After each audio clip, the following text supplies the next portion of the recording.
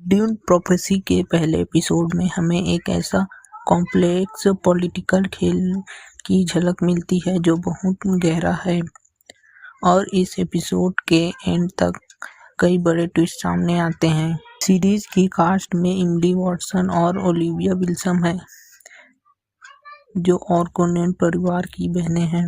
वॉलिया और टूला का किरदार निभाती हैं। ये एचबीओ प्रीक्वल सीरीज 10,000 साल पहले की कहानी है जब पॉल एट्रेडिस और डेनिस विलियम के ड्यून फिल्म की कहानी नहीं हुई थी। इसमें बेने गेस्टिट के राइज और उनके यूनिवर्स पर प्रभाव को दिखाया गया है। पहले एपिसोड में वॉलिया हार्कोनेन अपनी कंट्रोल में सिस्टरहुड को ले लेती है ताकि वो पहले मदर सुप्रीम के गोल को पूरा कर सके।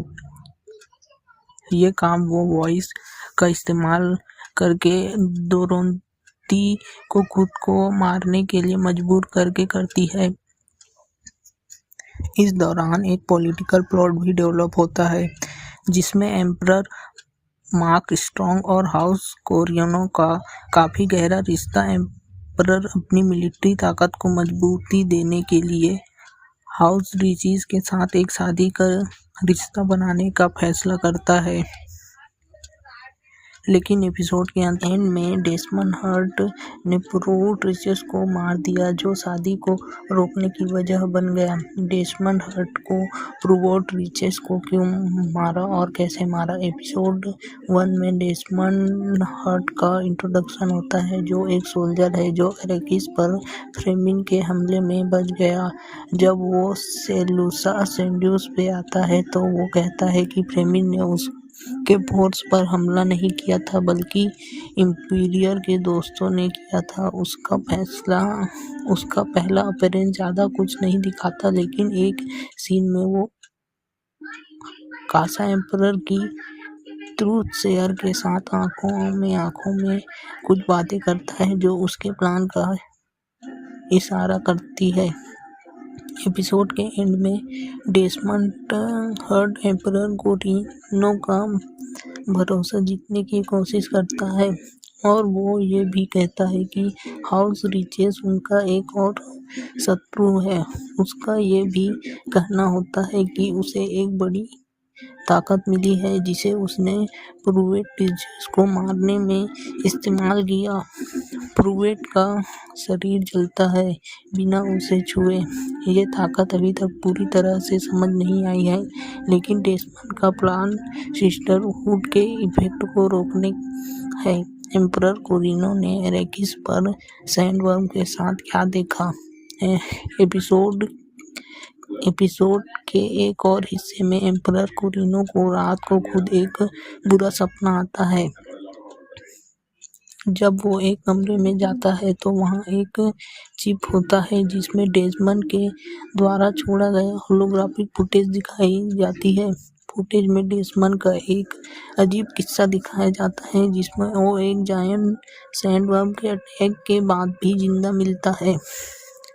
ये सीन मदर सुप्रीम के विजन से मिलती जुलती है जिसमें सैंडवर्म एक बिल्डिंग को तबाह करते हुए दिखाते हैं और उनमें लहू और जलती हुई त्वचा दिखाई जाती है। लगता है डेसमंड हर्ट को इस पूरी कहानी में एक खास रोल है जो मदर सुप्रीम के विजन के साथ जुड़े हुए हैं। वॉलिया हार्कोनेन का सिस्टरहुड के लिए प्लान क्या था? वॉलिया हार्कोनेन अपने घर के साथ होने वाले अन्याय के कारण जो वोल्टियर जिहाद के बाद हार्कोनेन परिवार को गद्दार और कावड़ के रूप में दिखाया गया था, सिस्टरहुड में शामिल होती है। वो पहले मदर सुप्रीम के लिए वफादारी दिखाती है जिन्होंने अपने अंतिम सपनों में तीरन अर्फेल के बारे में देखा जिसमें दुनिया का अंत एक करप्ट डायरेक्टर के हाथ होगा। वो समझती थी कि इसे बचाने के लिए सिस्टरहुड को आइडियल लीडर को जेनेटिकली ब्रीड करना होगा और उन्हें इंपीरियर के सिंहासन पर बैठना होगा। वॉलिया का मानना था कि प्रिंसेस यीज को वो सिस्टर बना सकती है जो कि डेवास्टेशन को रोक सकती है।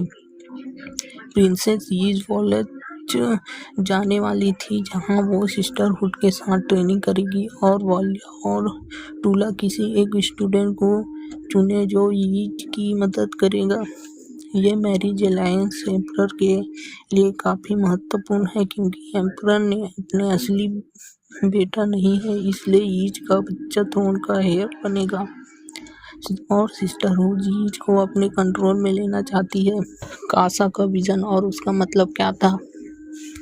कासा जो वाल्या और कनॉन के साथ मिलके कुछ पुरानी यादें में थी, एम्परर के साथ काफ़ी गहरा संबंध रखती है। एपिसोड में उसका एक विजन होता है जिसमें वो भी वही दिखाई जाती है, खून, सैंड बम और एक प्रिंसेस की मौत। कासा का विजन प्रिंसेस ईच के मार जाने का था और वो ईच को शादी से पहले ही मार देना चाहती है। कासा एम्परर से ये कहने के बाद वुलोर चली जाती है जहां वो वाल्या और टूला को बताती है कि ईच शायद उनका आइडियल कैंडिडेट नहीं हो सकती। वाल्या और कनॉन की आई सी मदर लाइन का मतलब क्या था? एपिसोड के एंड में एक कासा की मौत उसी तरह से होती है जैसे प्रूवेट रिचेस की हुई थी, वो भी जलती हुई त्वचा से मारी गई थी। ये वाल्या को मदर सुप्रीम के मैसेज याद दिलाती है जिसमें वो कह रही थी कि मैं सच दिखाती हूँ, और ये उसे कंफर्म होता है कि उसका रास्ता सही है। वो अपने मिशन को पूरा करने के लिए किसी भी हद तक जाने को तैयार है। थिंकिंग मशीन की बनावट क्यों बंद कर दी गई थी?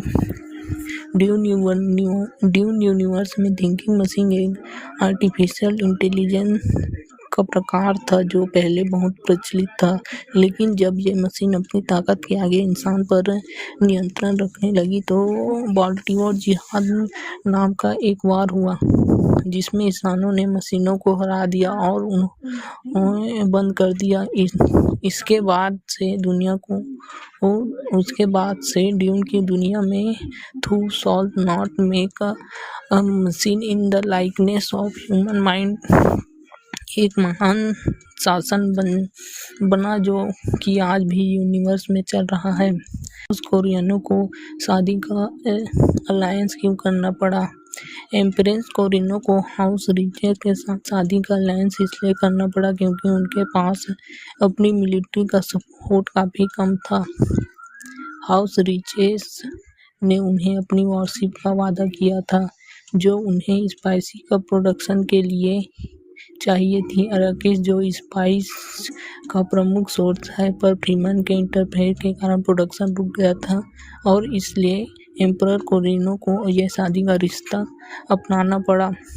ड्यून प्रोफेसी का पहला एपिसोड एक अद्भुत कहानी है जो शुरुआत है जिसमें पॉलिटिक्स, पावर और प्लान का जहाज चल रहा है और हमें इंतजार है कि आगे क्या होता है।